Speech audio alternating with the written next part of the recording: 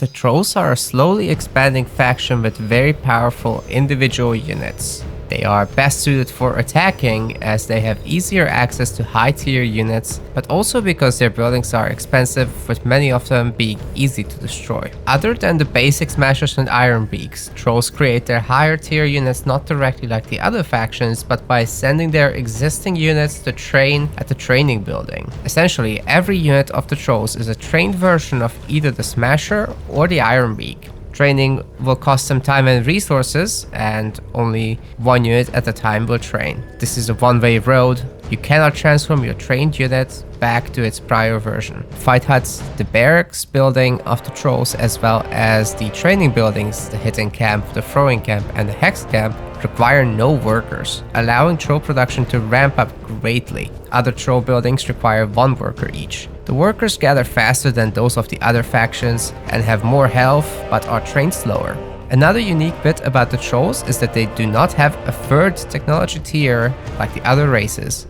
As mentioned before, their buildings are expensive, however, so this perk doesn't come for free. Instead of iron, Trolls collect scrap from the map using scrappers. These hardworking Trolls collect scrap from scrap piles rapidly, but can also gather anywhere on the map at a greatly reduced rate. This makes scrap an infinite resource, but it will be scarce without scrap piles. Scrap is used for training advanced units and upgrades. The scrappers are trained at the scrap hoard building directly. This is also where the scrap gets processed. The scrappers will not need to return here or even be in the same sector, but you will need to have a worker in the hoard. Offerings are the troll advanced resource generated by Shrines of Mugwa. This is a regular resource building that works similarly to farms, generating an infinite supply. Offerings allow you to train and upgrade arcane units. Thanks to this, Trolls are a formidable force even in the deep late game. Trolls use a combination of new bases and tribe shelters to increase their population limit. Small tribe shelters may be upgraded to large tribe shelters. Towers for the Trolls have two upgrade variants. Death Towers simply gain stronger attacks, while slowing towers slow down enemies' hit. Moon Temples are advanced buildings able to boost the gathering and processing of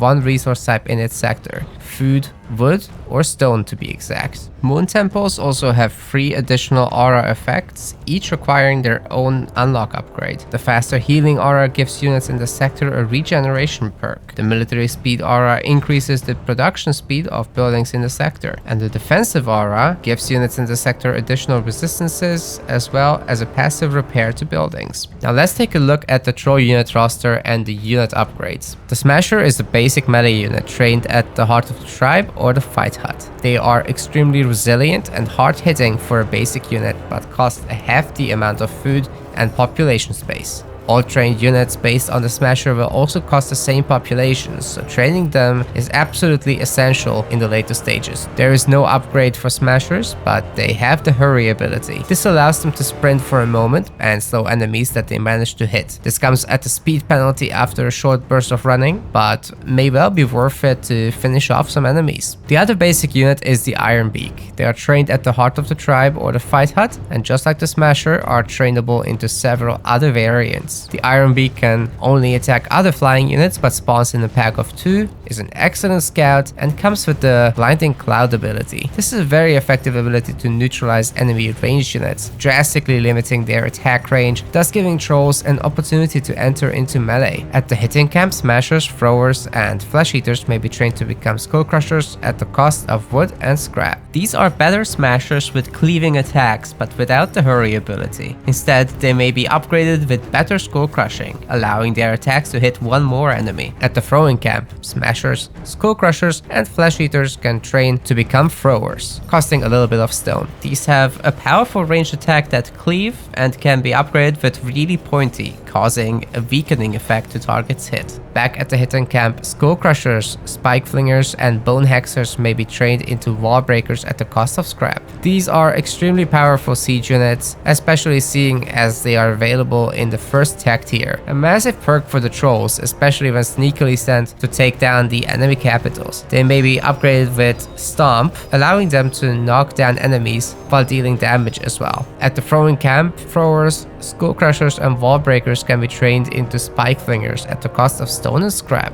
These are much like throwers, but with a stronger cleave. Spike flingers can be upgraded with toxic spikes, slowing enemies hit by their attacks. At the Hex Camp, once Tier 2 is unlocked, Smashers, Skull Crushers, and Throwers may be trained to become Flesh Eaters at the cost of scrap and offerings. They have powerful single-target magic attacks, and also leech health using pure damage. This can allow them to live for extended periods of time if they don't get focused down. They also have the Blood Harvest ability. When used, the Flesh Eater will eat corpses around him, gaining blood power stacks for each. This increases his attacks and can be stacked up to 10 times. Flesh Eaters can be upgraded with Toxic Fog, giving them an aura that reduces enemy attacks. Also at the Hex Camp, Flesh Eaters, Wall Breakers, and Spike Flingers can be trained into Bone Hexers at the scrap and offering cost. Bone Hexers have a magic and leeching attack, just like Flesh Eaters. However, they hit multiple enemies at once. Like Flesh Eaters, they also have the Blood Harvest ability and can have up to 10 blood power stacks. You may upgrade Bone Hexers with Corpse Trolls. After this upgrade, if Bone Hexers die, they will turn into an undead Corpse Troll unit to keep fighting. Warbringers can be trained at all 3 buildings, so hitting camps, throwing camps, and hex camps. But you need the advanced trained unit from the matching building. So to train a Warbringer at the hitting camp, you must use a Wallbreaker. At the throwing camp, you must use a Spike Flinger. And at the hex camp, you must use a Bone Hexer. Warbringers are hugely expensive, costing stone, scrap, and offerings. The unit itself is very tanky and has an aura giving nearby allies the Empowered boon, increasing their damage. This also includes your hero's ability damage. Warbringers also have the Blood Harvest ability and can have up to 10 blood power stacks, just like Flesh Eaters and Bone Hexers. Warbringers have no upgrade options and there is no further training option for them. At the hitting camp, Iron Beaks may be trained into Iron Beak fighters at the cost of scrap. These can attack ground units as well as flyers. One thing to remember is that they deal drastically less damage against buildings than they do against units. However, seeing as they are rather spammable and fast, don't let this discourage you from going after enemy buildings. At the throwing camp, Iron Beaks may be trained into Iron Beak Boom Droppers at the cost of stone. They can only attack ground targets but deal damage in an area. Excellent at sniping a group of workers or overwhelming groups of light units. At the Hex Camp, Iron Beaks may be trained into Iron Beak's Corpse Seekers at the cost of offerings. They can attack ground and air targets and have the Carry and Feast ability, which uses a corpse in the area to give your units the Armored boon and enemies the Bleeding Affliction. The area around the corpse will maintain these effects for a long duration, marking territory for the troll player. Lastly, the Troll Titan, Mugwa's Cub, can be summoned from Tainted Obelisks after presenting an offering to Mugwa, costing food, scrap, and offerings. A sacrifice is also required. You must have a unit with 10 blood power stacks, such as a Flesh Eater, Bone Hexer, or Warbringer. This unit will be replaced by the Mugwa's Cub. Its ability, Mugwa's Rage, triggers a very powerful area damage that deals pure damage in a cone in front of the Mugwa's Cub. One last thing to mention about the trolls. When your units reach low health, they get empowered, dealing more damage. This can be stacked with the Warbringer aura's Empowered boon. This makes trolls not only terrifying in close fights, but can also help them end games with Wallbreaker all-ins against the enemy capital. I'd like to express my gratitude to Grimlore Games who have sponsored these guides. If you haven't yet played SpellForce 3, be sure to try the free Versus edition, and if you are having fun, purchase the full game. Links are provided in the description.